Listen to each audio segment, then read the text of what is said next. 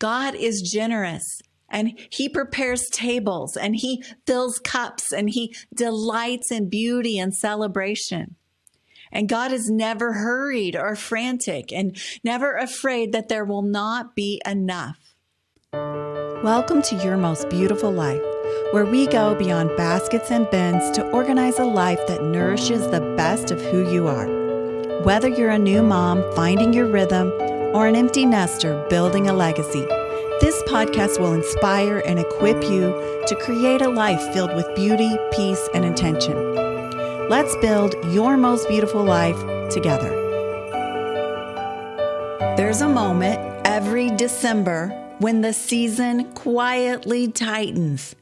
And not because anything has gone wrong, but because there is suddenly so much to decide. For many women, this tension shows up most clearly around gifting. What you're about to hear is a teaching from inside the Holiday Legacy about abundance, the sacred work of gifting. I wanted to share this session here because it speaks directly to the subtle pressure point and offers a way to move through it with clarity instead of overwhelm. This is a conversation about intention, simplicity, and creating a container that allows your giving to feel peaceful rather than stretched. So before we talk about list or logic, let's begin where gifting actually starts. Welcome. I've been so excited about this session, and I know some of you have been waiting for it. So we're going to talk about the sacred work of gifting. And I have a 1-week gifting challenge for you. I wonder if you can figure out what that might be. So let's get started. When we think about gifting during the holidays, most of us immediately picture these long lists and these late nights of online orders and the wrapping paper spread across the floor and the pressure to somehow get everything just right. But I want to invite you into a softer, deeper, more meaningful way of approaching this part of the season. A way that honors your heart and honors the people you love and honors the atmosphere that you're trying to shape in your home. Because gifting at its core is never just about the object that we place in someone's hands. A gift is emotional, and a gift is connective, and a gift is a quiet language that we use to say, I see you, and I know you, and you matter to me.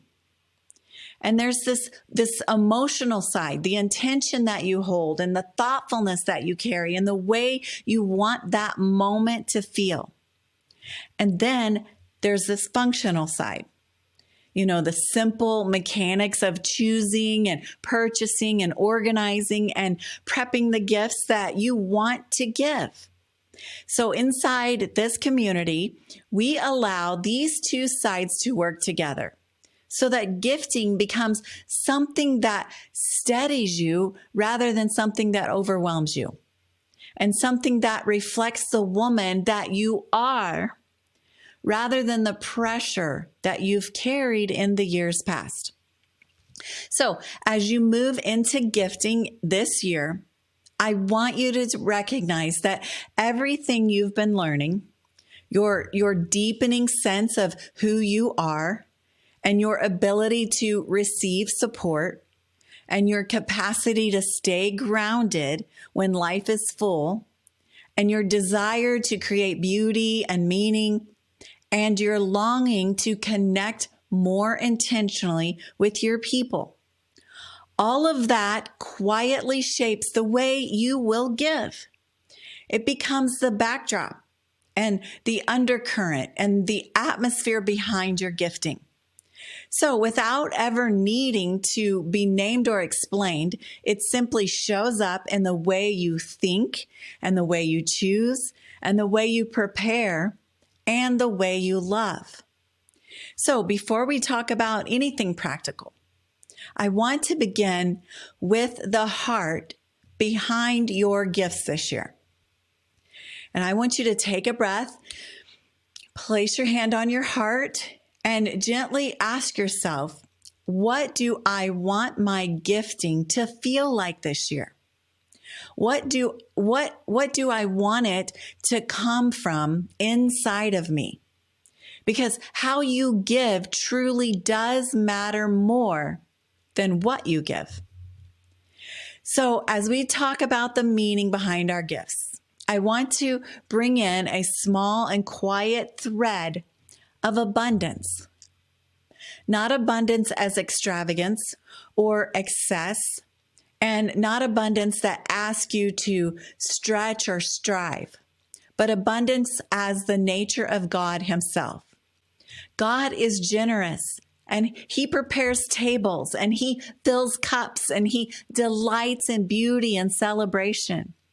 And God is never hurried or frantic and never afraid that there will not be enough.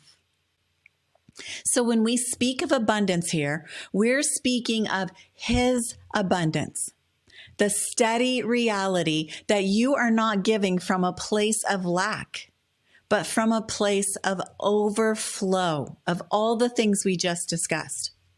So when you choose a gift this year, imagine that you're not giving only from your own resources or limitations, but that you are giving from the overflow of His heart, of His kindness, of His creativity, of His delight, and that you're participating in His generosity.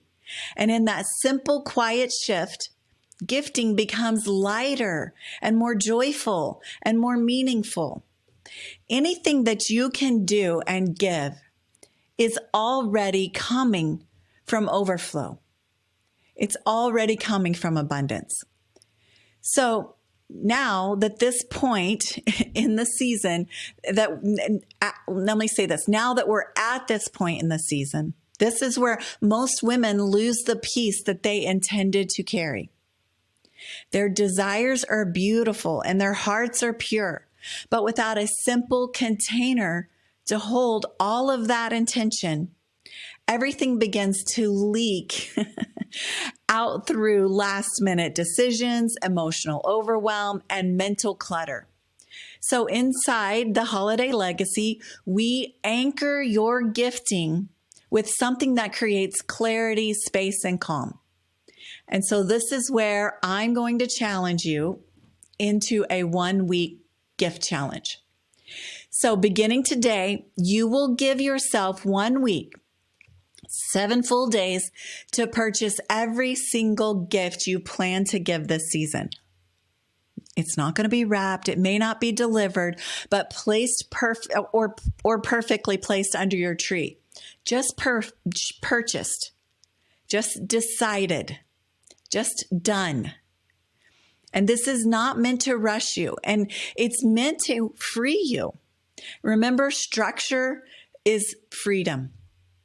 And so, because instead of stretching your gifting across the entire month and carrying the constant pressure of, I still haven't figured this out, and you get to bring all of that energy into a calm, intentional, peaceful window. And by the end of this week, this entire category of your holiday life is complete. So here's how this works in a way that feels gentle and supportive. So you're going to begin by gathering all the names of every person or group that you want to bless this Christmas. You can use the back of the Plan to Grow journal. There's blank pages, and just start your list and write them all out. So you just group them, and beside each name, you simply make a note. Let me say that again. What we're going to do is we're going to begin by gathering all the names of every person in your group that you want to bless this Christmas. So write it all out like a brain dump in the back of your journal. And beside each name, I want you to make a note of the feeling you want that moment to hold when they open your gift. It's just one word. Maybe joy, maybe comfort, maybe something playful or something deeply meaningful. Maybe a moment where they feel seen and known. And that intention becomes the quiet guide beneath everything else. It's not pressure, not perfection, it's just direction. So from there, you allow a few ideas to rise for each person. Nothing complicated, nothing that forces creativity, just a simple, thoughtful possibility that reflects the intention you wrote beside their name. So you place these ideas either, in your back of your journal, or maybe you have another notebook or in your notes phone, and you have this one peaceful place where everything lives, okay?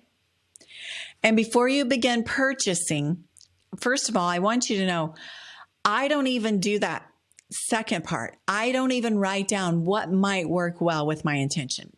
I jump right to this right here, what I'm going to tell you. So before you begin purchasing, and here's the thing that I also have established a few years ago, and so now I'm showing you how to do it for the first time. And what I'm going to have you do is I'm going to have you send a message, a text message to the people in your family who can help make this part of the season lighter. Okay, so your message might sound something like, and actually before I read the message, I'm going to tell you about a little app that I want you to load into your phone. So we've made our list. We're going to load this app into our phone, and it's called Giftful. So maybe you've heard of it and maybe you haven't.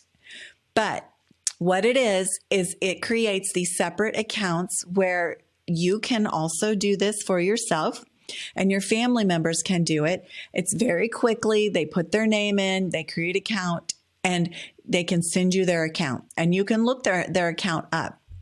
And inside that account is a way for them, when they think of something that they would like to have, they literally can put the link inside the app. And so I know what you're saying. Right now, you're already saying, my people won't do that. But maybe the guys won't do it, but the women will. My daughter-in-law does it for my son, and my daughters do it for their husbands and their children. And this way, they've just got this, it turns into a year-round gift list that I can go to and look for things that I might want to purchase them at different times throughout the year. And so maybe, you're thinking they're not going to do this. And here's what we're going to kind of help prod them on with. We're going to create a text message. And I think I have two examples here, but I'm going to read to you what you can say in your text message. So you're going to say, "Hi, everyone. I'm starting my Christmas shopping and would love your help." And say, "If you have anything on your wish list this year or ideas for your spouse or kids, please send me the links. And if you use Giftful, feel free to add them there. If not, a simple text is perfect. Thank you for everyone." And depending on who you're reaching out to, you might send the Christmas challenge message. And this one is going to be more like, "Happy holidays. I finally found the best Christmas gift you could give me. I'm in a Christmas challenge and I have to have all my shopping done by December 12th. So if you want to help me in this challenge, please check out this app and add 2 or 3 things you would truly love for Christmas. Anything you can add this week would bless me more than you know. Thank you, and I love you all so much." So if they feel like they're helping you in a challenge, they're going to do it, right? So I want I want to speak here also into something that will inevitably happen, because it does every single year. There will be people, sometimes even most people, who will not respond. who won't open the app and who won't send ideas, who simply won't give you anything to go on. And when that happens, it can stir up a little bit of uncertainty inside of you. So you may find yourself thinking, I wish I knew what they wanted, and I hope I can choose the right thing, and I don't want to get this wrong. And what I want to offer you is much more of a compassionate way to approach these moments. When someone doesn't respond, it doesn't mean you're stuck. And it certainly doesn't mean that you need to chase them down or pressure yourself to guess perfectly.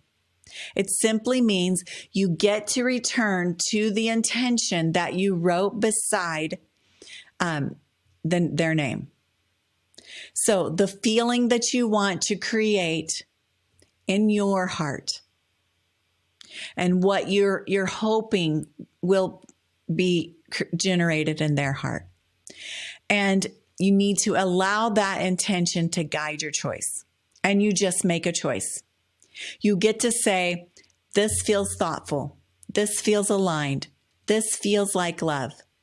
And then you use the thought work that we've been talking about, and you make a decision. And you decide, I like what I've chosen.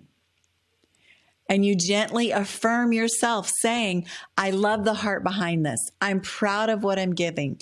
This is enough. And you don't wait for the perfect reaction to validate your gift.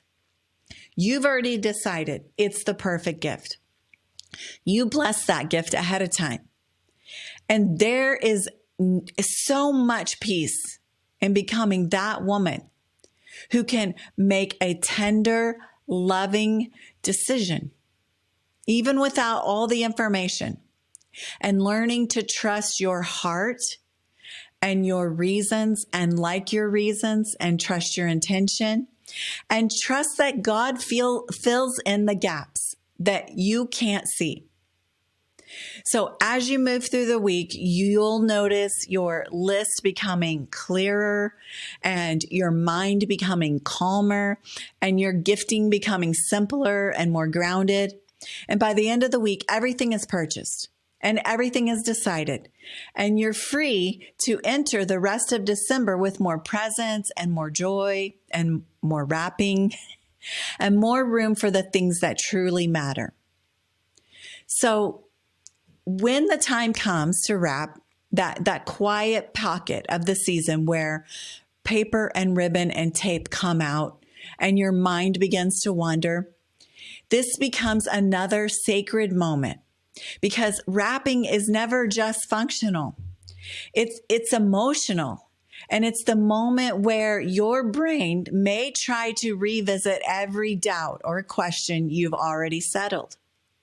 And I want to help you approach wrapping differently this year because you wrap the first gift and you pause for a moment and you hold that gift in your hand and you remember the intention that you wrote beside the person's name. And then you gently choose the thoughts that you want to guide you. Thoughts like, this gift carries love. And I'm at peace with what I chose. And this is enough. And I do not need a perfect reaction to confirm the goodness of this moment. These thoughts will anchor you and they return you to the truth. And they take the energy out of you needing something from them and them feeling like they need to affirm you or validate you because you've already done that. It's already been validated. This is the right choice. I made the right decision. So this will return you to the truth, and it will remind you that gifting is not about performance, that it's about presence. And when Christmas morning comes, you will be able to enjoy the moment fully because you have already affirmed your choices. You've already blessed the gifts, and you've already blessed yourself in the giving.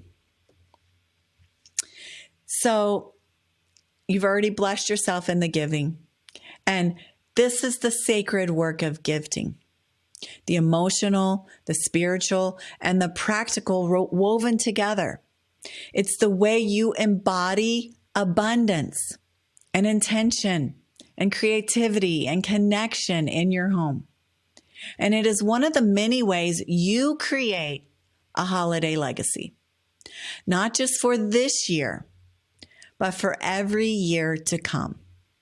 As you move back into your day, I hope this conversation gives you a steadier way to carry this part of the season.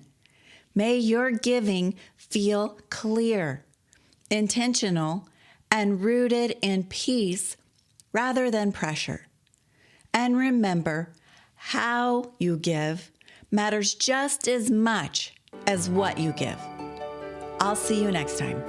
That's it for today on Your Most Beautiful Life. I hope you're feeling inspired to create more beauty, peace, and intention in your everyday life. If you enjoyed this episode, be sure to subscribe so you'll never miss what's next. And if you loved it, I'd be so grateful if you leave a review or share it with a friend. Until next time, keep building your most beautiful life.